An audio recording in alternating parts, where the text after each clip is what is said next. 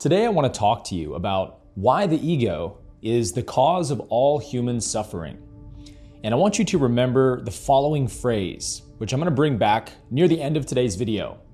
And that phrase is, peace is the absence of contraction. So make a quick mental note of that because we're going to come back to it later.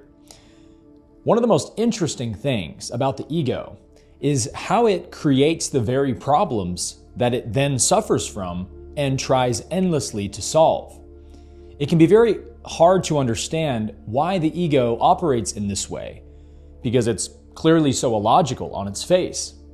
So to understand this, we need to turn to metaphysics and specifically the law of polarity. So let's get into it. I'm Aaron Abke and this is MindScience, episode 42. Now, it's important to keep in mind that the whole universe is created from a pair of opposites. One is positively charged, one is negatively charged. And that these two polarities generate everything in the visible universe by repelling or thrusting away from each other to create all time and space. The yin, or negative polarity, holds the space opposite and between the yang, or the positive polarity, which fills the space with light, thus creating space-time itself. So the law of polarity forms the foundation for the three laws of logic. That is, the law of identity, the law of non-contradiction, and the law of excluded middle. Now, all three of these laws essentially say the same thing, which is a thing cannot be its opposite. That's a violation of the law of polarity. A thing cannot be what it is and the negation of what it is at the same time. So all statements or concepts must be either true or false, but never both. There is no middle ground between truth and falsity. And this is exactly what A Course in Miracles teaches. And in this context, we can begin to see why the ego creates all the problems that it seeks to solve. The metaphysical function of the ego is to serve as the opposite polarity of the creator, allowing the creator to veil itself in the guise of human existence.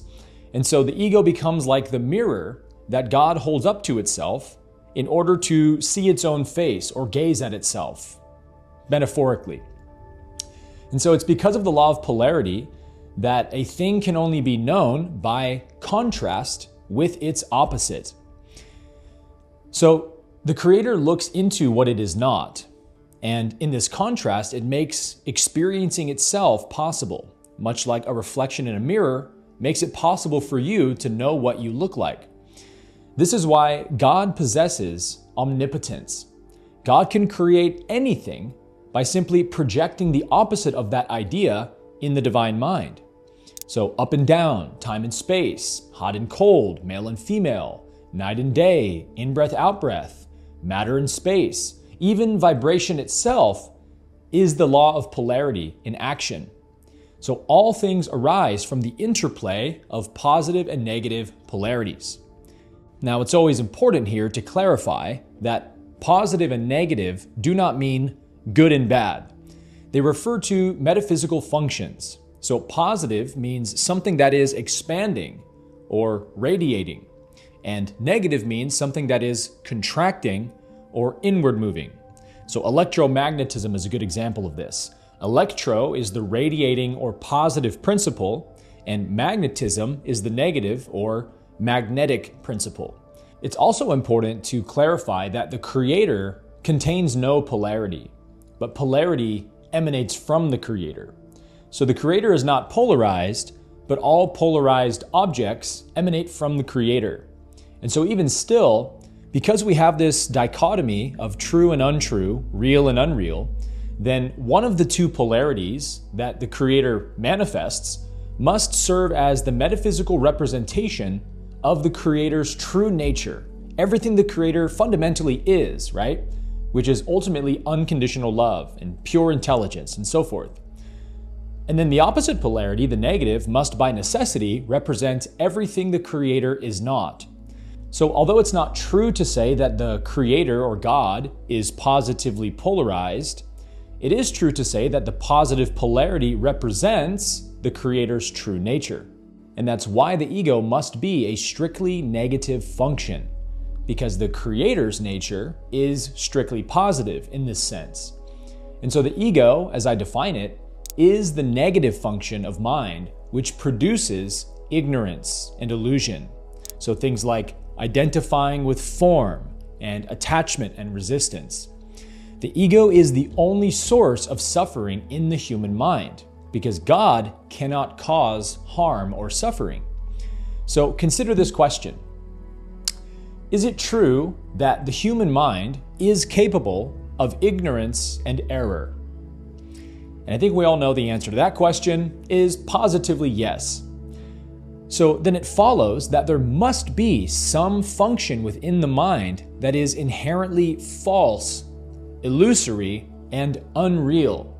Because otherwise, you would have to argue that truth is the cause of error in the human mind, which is logically impossible and fallacious. Truth cannot be the source of ignorance or suffering or error. Only falsity can be that. This is what the law of polarity and the laws of logic demonstrate to us. And so this is why I don't attribute any positive functions to the ego, as some other models do, saying things like, oh, the ego can be turned into a loving or an empowered or a courageous ego, and so forth. I have no issue with these models, but in practice and application, I just don't find them to be very helpful.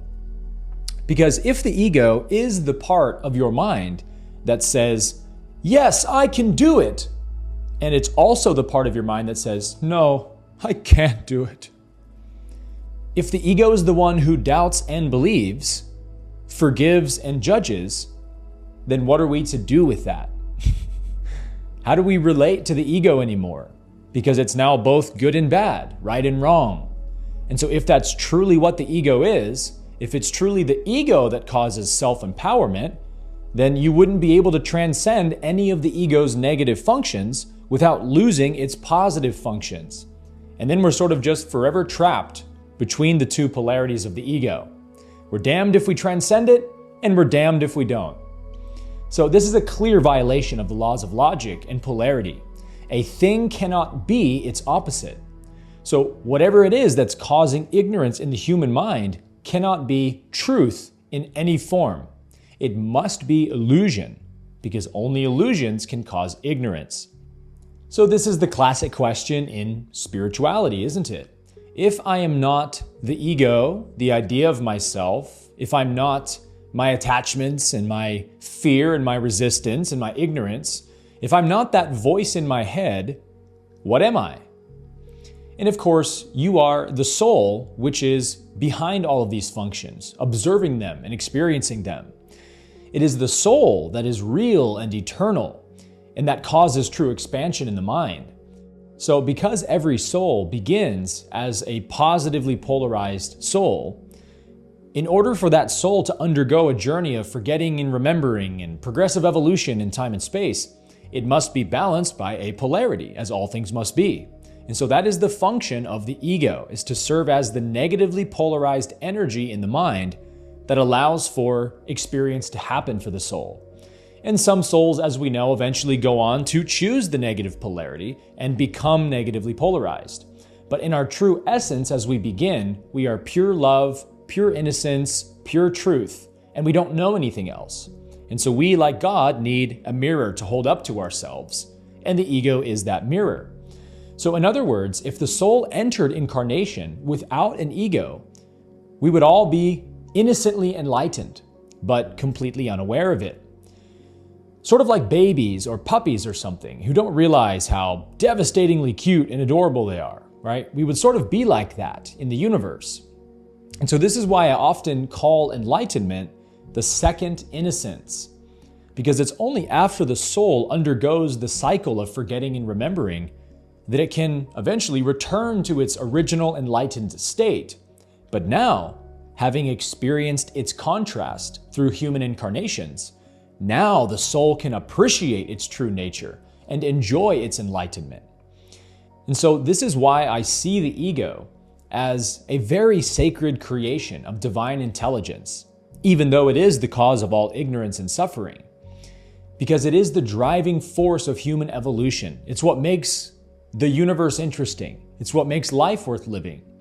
And so now that we understand why the ego must be a strictly negative function of mind, we can better understand why it creates all of its own problems. So remember, God is pure truth, pure logic, pure knowledge. So God cannot contradict itself. God cannot be ignorant, in other words. God is omniscient, containing all knowledge. And so therefore, the ego must be the polar opposite of that, meaning the ego must always be in ignorance, always contradicting itself, and never really knowing the truth. And so the ego expresses this ignorance by chasing material desires and pleasures and believing that they will really and finally satisfy it. And so since the soul is immaterial and eternal, nothing finite can actually satisfy it. And so even when we gain pleasurable outcomes in the world, they almost instantly lose their power to satisfy us. And so we begin to chase the next one over and over again. And I call this outcome happiness, which is the only kind of happiness most people ever know or pursue in life. Most people never realize that they are chasing a dragon that doesn't really exist. And so, for whatever reason, most people simply never think to question their underlying belief that chasing material pleasures and attachments brings real fulfillment and happiness, even though life has already disproven this idea to all of us countless times, right? So this is why the ego creates the suffering it tries to solve, because it is ignorant of the truth that no outcome can bring lasting happiness. So as King Solomon wrote in Ecclesiastes, I experienced all the things my heart desired. I spared myself no pleasure, and all of it was vanity, a chasing after the wind. We can now see that both attachment and resistance are negative functions. When you form an attachment to someone or something, your mind must then push out everything else in order to pursue this attachment. And so anything that seems to block or oppose this desire will create resistance in the mind. And so that's why attachment and resistance always rise and fall together, and they can never appear independently.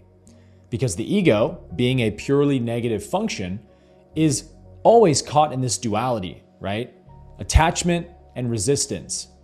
Because without an attachment to something, you cannot have resistance either. So if your happiness and self-worth aren't staked on something, there's no reason to resist anything. So how do we really requalify our attachments then? What is the most effective way to reframe our relationship to desire so that desire doesn't become an attachment?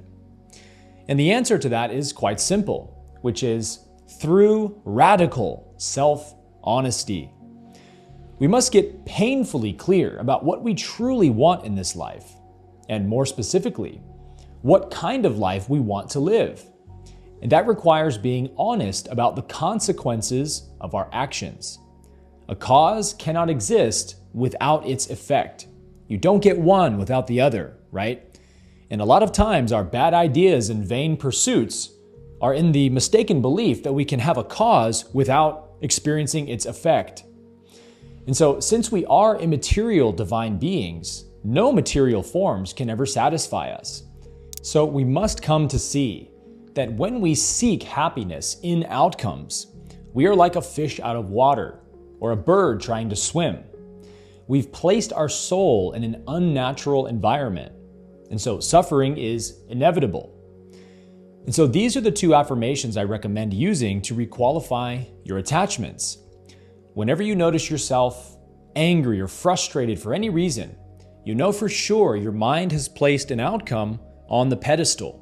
And so we can repeat the affirmation, this outcome cannot give me anything I want. And we can also say, because what I want is not an outcome. And isn't that true? You have achieved countless outcomes in your life, but they've never brought you true freedom, have they? Or is it more accurate to say that Seeking fulfillment in outcomes is like water that makes you thirsty. It quenches you momentarily, for sure. And you think, oh, this is what I wanted. And then just a few moments later, it wears off and you're back to baseline again, back to suffering and striving. That's it? You think to yourself? I thought it was going to be more fulfilling than that. And round the hamster wheel we go. We always think that once I get the relationship, once I become internet famous, once I hit that income goal, then I'll truly be happy. And we think that we can sort of leave our problems behind while chasing future outcomes, right? That my problem is I just don't have the outcomes I want right now. Not that my mind is distorted and full of traumas and blind spots and guilt and shame and pride. No. It's because I don't have enough money in my bank account or something like that. And so we go on this wild goose chase to acquire outcomes that we think will get rid of all our problems in the present moment. But inevitably, when we get to that future moment, we find, oh shit, all my insecurities came with me. All my traumas, all my guilt, all my bad habits, all my limiting beliefs, they all followed me here to this future outcome. Nothing fundamental changed within me by pursuing this outcome. Now I'm just the same insecure person, but I'm now a famous insecure person, or a rich and insecure person. And then your ego might say, well, Aaron, isn't it better to be a rich insecure person than a poor insecure person? And in some ways, maybe it's a little bit better. But I'm not personally interested in a little bit better. I'm interested in real inner freedom, regardless of circumstance or outcome. And so the rich person may actually be worse off in many ways in this regard, right? The rich person may be more disillusioned by the fantasy of money now, being something that can solve their problems. And so they may have even more reasons now to feel insecure or existentially depressed. As the old saying goes, right? Mo money, mo problems. So do you remember the phrase that we began with? Peace is the absence of contraction. Now we're equipped to see why this is true. Because peace, by definition, is the absence of tension and overwhelm and resistance in the mind. And so this doesn't mean that you can't have peace as long as there's a negative emotion present in your body. Because what we're talking about here in this phrase is specifically a contraction of the mind. You cannot believe in or have interest in or invest your attention in thoughts that are negative without contracting the mind. You cannot have a contracting belief in the mind and peace of mind at the same time because they're opposite functions. So negative emotions are bearable to us only so long as we don't believe in the thoughts that are producing them. So this is the premise for the art of requalifying thought. So we could clarify the statement a little further by saying, peace is the absence of mental contraction. But the reason I didn't give you the phrase like that is because technically all contraction begins with mental contraction. So it's a bit of a redundancy in my opinion. But the premise is very simple. The laws of logic remind us a thing cannot be its opposite. And so peace must be an expansive state of being, not a contracted one. And so if we all agree that true peace of mind right now is what we most deeply desire, all of us unequivocally, and that every outcome we chase is just a desperate attempt to secure that peace in some way, then we're finally seeing reality clearly. We're being really honest with ourselves at last. And from that self-honesty, we can requalify our attachments, but never a moment before. So whenever you're faced with an attachment, don't try to stop wanting it. Don't suppress your desires or shame yourself about having them or try to get rid of them in some way. Just get really clear about what you desire. This outcome isn't bad, and I'm not bad for wanting it. I'm allowed to want anything. But this outcome in itself just can't give me what I truly want. Why? Because what I truly want is peace right now, and I can't have peace and hold on to a mental contraction at the same time. Attachment and resistance are both forms of mental contraction. So peace is the absence of attachment in this way. No attachment can ever lead us to true inner peace. So the question is, how do we recognize when we're attached to something? How do we catch the ego in the act? And the answer is simple. We use our emotional guidance system. As I said before, anger is the emotional signal for attachment, which is the second belief of ego.